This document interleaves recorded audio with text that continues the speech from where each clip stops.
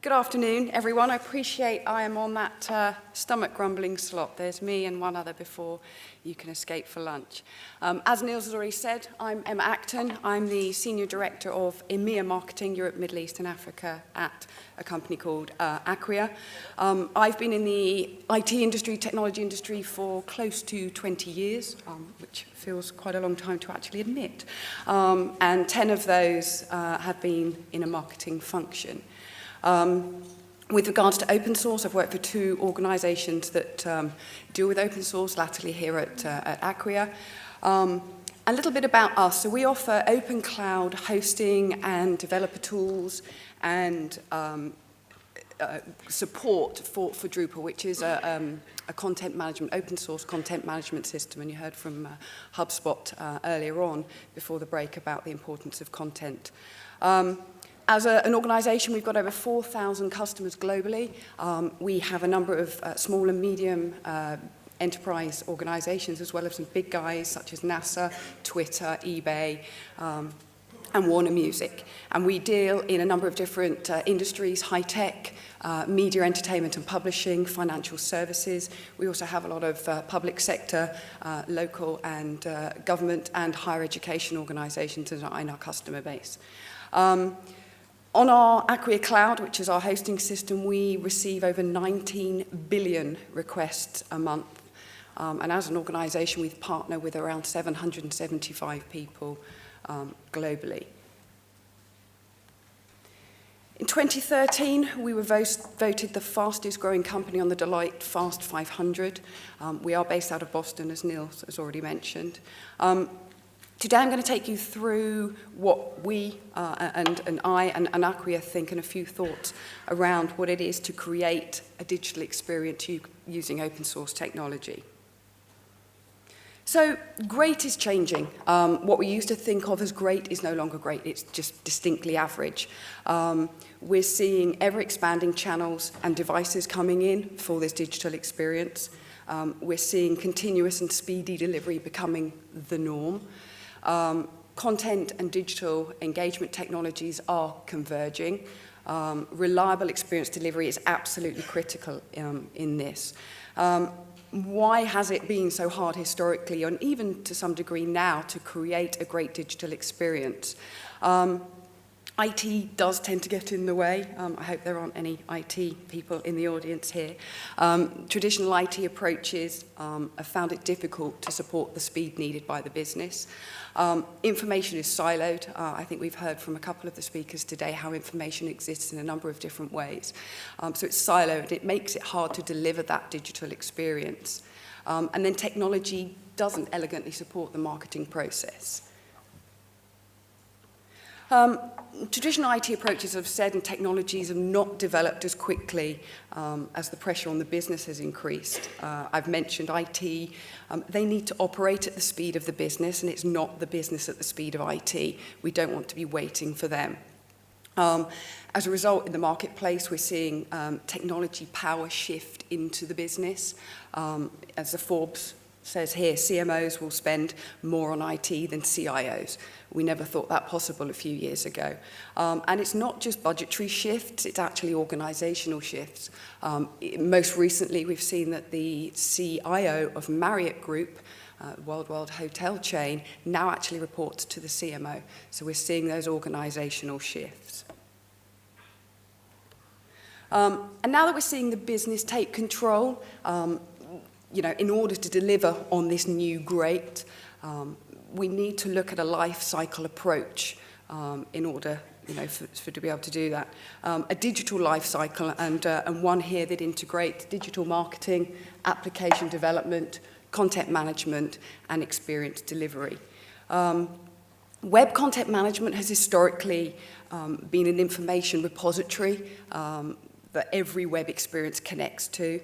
In the past few years, it's emerged as the best solution to support a front-end digital experience and digital technologies.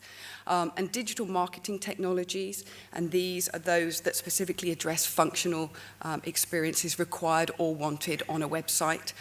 They could be search, they could be video, platforms. We do testing, optimization, analytics, email marketing, recommendations, social tools. There's so many to interact with. And all these technology areas are converging with that web content management, and all the integrations have to have that consistent experience for the user, the visitor.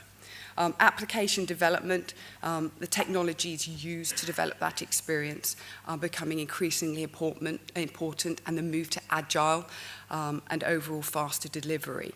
And the pace of change that the business is driving requires technical teams to sort of throw out and step away from the old waterfall delivery methods and move to an agile, or at least agile-ish methods. And then experience delivery, all that work that we've done, creating that engaging digital experience, which can be updated quickly and continuously. It's all for nothing if the actual delivery mechanism fails. We live in a day and an age now where downtime actually means dollars.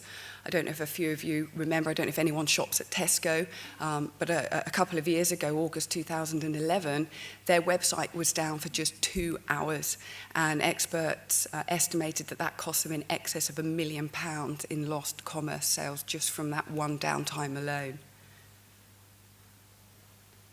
So in order to be successful with the digital life cycle, it relies upon digital functionality, which encompasses what we call the 3 C's: content, community, and commerce.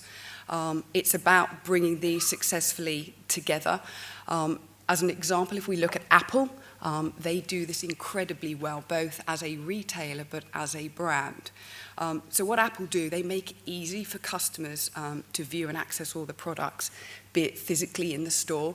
I don't know if many of you have been in an Apple store. I seem to spend my life there with my husband, looking at the latest bits and pieces, and iPads this and iPad minis and everything changing shape and having to have the latest version and the latest connector. But Apple make it very, very easy, and it's about continuing that through to the web experience so that your digital experience, the products you provide, are easy to view on your website, and you're not going through pages and pages to get to things that people might want to purchase. Apple then simplify that, and then they streamline the transaction. You don't have to queue up at a till. You literally find an associate in the store, and they have a commerce device either around their neck, in their pocket, and they can do the transaction there and then, swipe your credit card, and you can get the receipt, you can get information, your warranty details straight away. It's very, very easy, and they make that transaction very, very streamlined. They also implement a community element. I recently was in the Apple store in Covent Garden and just looking at a couple of products and started chatting people next to me and being part of that community. And they do a very good job of that with the Genius Bar and other sort of social tables that they have in the stores. And it's important that that continues to an online experience in terms of being able to access forums and reviews and the social media elements that might be on an organization's website. And they keep the experience clean and uncluttered. The stores are really clean. They're nice to go in. There's large open spaces. There's plenty of room to move about. And they make it easy for you to move because it is so clean, it's uncluttered. You're not having to rifle through things to find what you want. And it's about making sure that that's continued through onto your website, and it's a clean, uncluttered experience. One of the things that really bugs me is banner ads and pop-ups when you go on a website, even a chat window. Nothing more annoying when you're trying to look for something specific and this chat window pops up. How may I help you? No, I want to look at the product. You get out of the way. So it's about that experience, making that chat window smaller and in the corner and less conspicuous. And then Apple enable customers to do more than just buy their products. They want you to engage in a more dynamic way. They want you to go further on their website. They want you to go into reviews, and they ultimately want, unlocking premium content or further deals or getting more out of you as a consumer or visitor. And then to further exacerbate the problem, we're seeing an explosive trend in mobile growth and people relying on mobile devices even more so. This is just details about some subscriptions on mobiles and tablets and devices. And we're seeing the emergence of bring your own device. Personal and work devices are merging. I, for one, used to have 2 iPhones, one personal, one work. I've now only got one.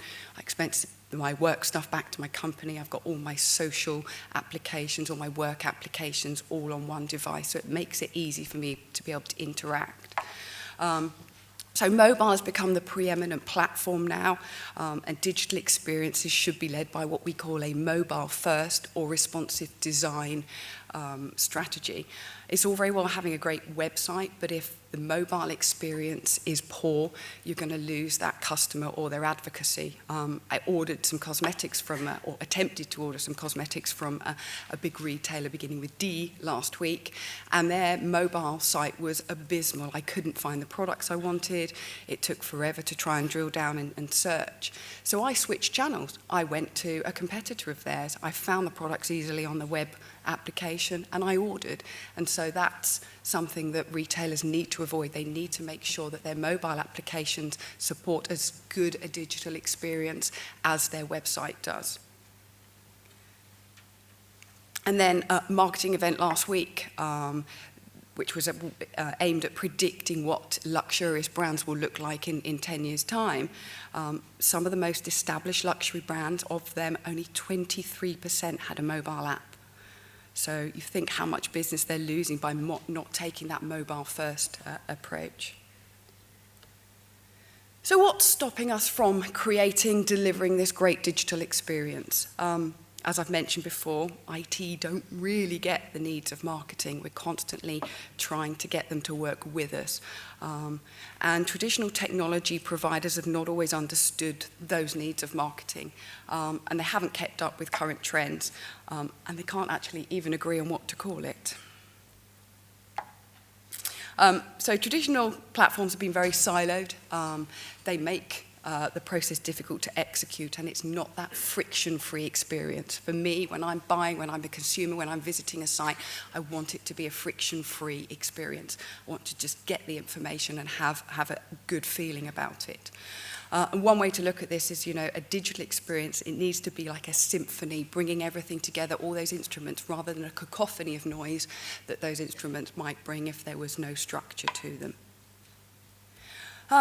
So, what makes digital experiences great? Well, I think one of the speakers earlier spoke about things being iterative, and people think iteratively. It's natural, it's just the way we are. But until recently, technology has not worked that way. It's always needed to be perfect and finished before we can actually deliver it. Advances in open source and the way that software is developed by the community, the open source community, is typically done in a very iterative fashion. It has meant that modern technology and the systems they mimic much more how humans behave. And it's functionality that then gets delivered at rapid speed in micro increments. And that's something I'll cover a little bit further on. And what this means is that assembling great digital experience is now available to even average organizations. As we've already discussed, we have to bring so much more into this experience. It's not as simple as a standard campaign. Historically, we'd have done a simple email campaign and thought we were great, 4 stages of an email and we're engaging with people. But I think as Kieran, the previous speaker from HubSpot, mentioned, it's now about bringing that right content into the right place for your consumer, your visitor, and absolutely at the right time. And one of the things he mentioned was that then delivers context. And it's about providing, as I've said, I keep going back to it, but it's that friction-free experience for people. Once you start to put things in context, you provide an experience, and that then results in engagement. You're engaging with your audience, you have them hooked in, and they become more of an advocate or more of a chance to be an advocate for you. And you can apply context in a number of criteria here: geography, past behavior. We've got devices, the time of day, who they are, what they do, all of that kind of information. At Acquia, we've just launched a new product called Acquia Lift. It's a personalization tool for content management, and you can create now contextually aware engagements which are fed by machine learning algorithms. This helps you reach your target audience, and you can see who's most responsive to what you offer, and you can do A/B testing, you can change that, you can report on it. So there's a whole host of cool tools with that. I've got an example coming up next. Let's look at this from Timex. In 2012, it was all about Timex. Here's our website, here's our products, blah, blah, blah. So what? What does that mean to me? I don't care as a consumer. I'm going on the site, I want to have an experience. If we fast forward to 2013, instead of it being their agenda, it's your lifestyle. And it's all about, choosing fashion trends that you might want to follow. You can see on the bottom here. Matching products to your lifestyle and the activities. It might be about drilling into specific offerings. I'm a runner, I'm a triathlete. And the experience becomes more immersive. You want to dive deeper and deeper into the different pages of their site to have that great experience with them. And then once you've purchased a watch, or even if you haven't, they're now taking things further. They're bringing in more disciplines, in this case, social interactions and concepts to further that experience, and all of which we need to manage as this total digital experience. However, the experience is getting harder to coordinate as Acquia, with 775 partners across the world. There's a massive sort of broad ecosystem where that data and information resides, not just within our own company, but with suppliers and digital agencies that we work with, and even other technology providers. And it puts pressure on a great brand experience.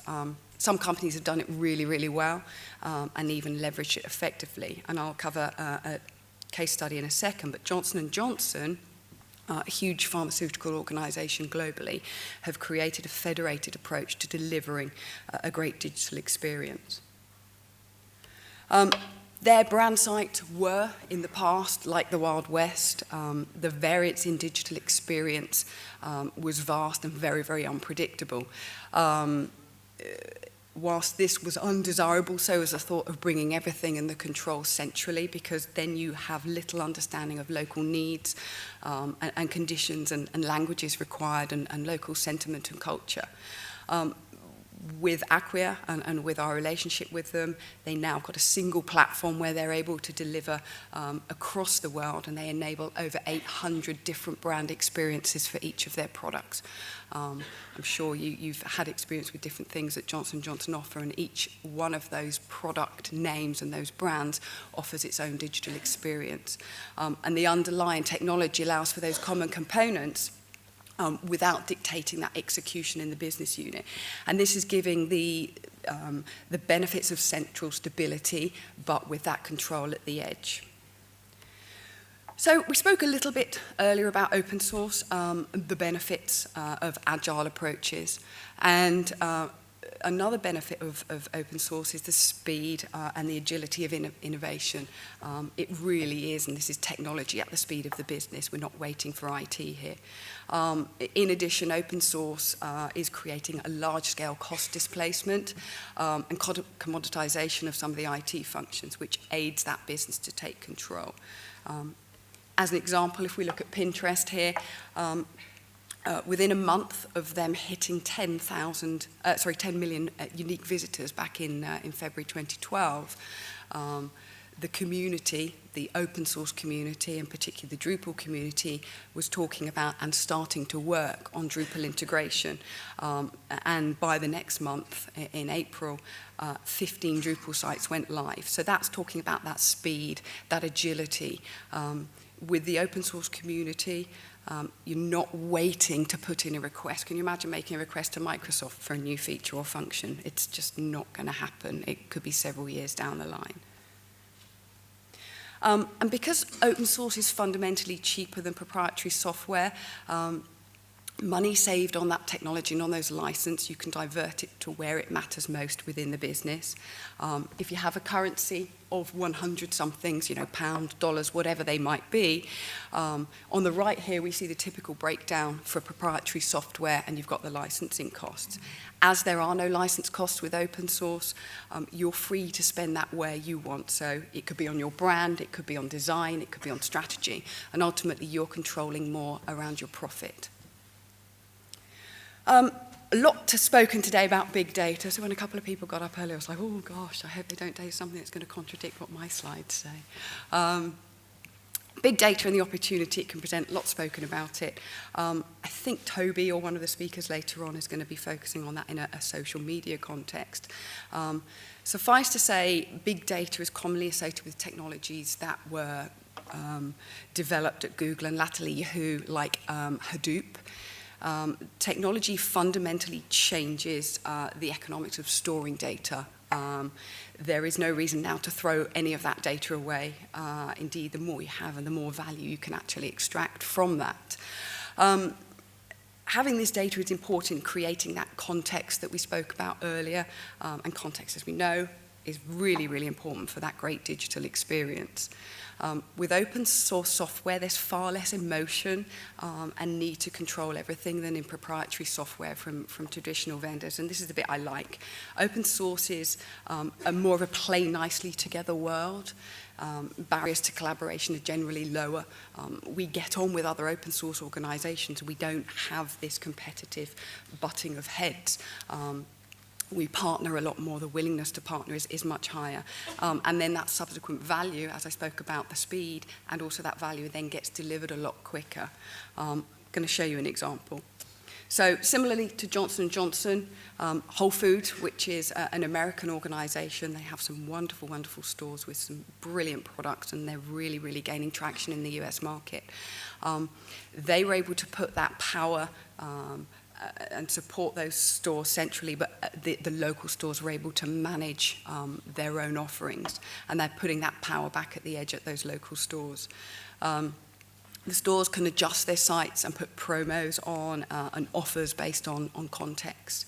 And then to take it further in terms of marketing, and we spoke or heard earlier about feeds of data that enable you to make marketing decisions, local stores can access public information, weather, events, sentiment, and explore other data feeds which provide a finer grain of context to their marketing campaigns. And Acquia and our technology, we interface with other big data projects like Apache Lucene or Solar, and we aid in this kind of functionality. And we've got a product coming out later in the year that will be doing this ourselves with Drupal. And then Symantec as another case study here, they do things slightly differently. So for every support call that Symantec receive, it costs them $60. And what they've done is catalogued every support call they have ever received. So they've extracted all of that data, they've worked that data through. And they basically want to do what's called support deflection. They want you to go onto their website and self-help. They want you to find that information and avoid costing them $60. But they want to do it in a nice way so that you don't mind going and helping yourselves with that information. They're encouraging you to go and try and find your answer. And they integrate, again, the thing I spoke about earlier on the 3 Cs, they integrate that community feel. They've got some gamification elements on there. And they also show the qualifications of their support staff. So it might be like, hi, I'm John. I've answered 2,000 plus requests. My credentials are great. Therefore, I'm a good support person for you to be interacting with. And you feel like they've got the knowledge that they'll be able to help you online. And they even allow customers to answer other customers' requests or questions on their support forums. And all of this interaction, all of the data that it provides is actionable. They might be able to spot trends from that data. They might be able to analyze it and extract information in order for them to be able to run specific campaigns for an upgrade or to move people from a specific product that may be becoming obsolete onto a newer version or a newer product. Okay, so what now? Let's wrap this up and think what really matters in creating this great digital experience. So the success of a great experience is the ability to cycle through this process at speed. We spoke about the speed of innovation that open source allows you to get. What becomes important is that your tools and your technologies support this and don't get in the way. They need to deliver this great friction-free experience. And we can't leave it to IT by themselves, but don't worry, we will own them soon. They will always report, or they will soon report to us, as we saw earlier. Another thing that matters, integration. All the organizations we've seen today think about that in great detail. We don't want to be siloed in what we do, let alone in the technology that we're using. We spoke about mobile first, and to stop treating mobile as something different. Over time, we should think about mobile as the primary way customers will interact with your company. So think about your digital experience in terms of mobile. We need to cross organizational boundaries. So it's about becoming increasingly important that all parts of the organization recognize the role that they have to play in delivering this great digital experience. It's no good having a great website if your fulfillment and supply chain can't then meet and deliver the goods that your consumer or your visitor wants. And then we spoke about big data as well, and the related technologies like Hadoop. The truth is, and some people would disagree, that few organizations actually have data sets really, really large enough to require these new technologies, because they're designed to process massive, massive sets of data. My husband, who works in big data, will absolutely kill me for saying that, but he kind of nodded his head when I told him what I was going to put in the slides. Being a data-driven digital marketeer doesn't require a new set of tools. You know, chances are you're probably already analyzing your data using Google Analytics or Marketo or other technology. Even plain old Excel, you're able to manipulate and extract insights that enable you to make decisions and campaign in a different way. The important part isn't the actual big data and the technology, it's the actionable insights that you gain from that data, be it big or small data. And then finally, resilience. The cloud. And what Acquia does is all in the cloud. And it delivers scalability, it delivers security, and high performance. And if we think of the emergence of infrastructure as reliable as a utility, it's like turning on a tap for your cloud and for Acquia. It just happens to be an Amazon tap. And I'm going to hark back to it. Did I say it's cost effective? You saw the ability to be able to divert that money, that investment elsewhere in your business and have that control. So I hope I've given you some insight into what Acquia and myself think is the things that we need for a great digital experience. I'm going to be around for the rest of the afternoon. Thank you very much.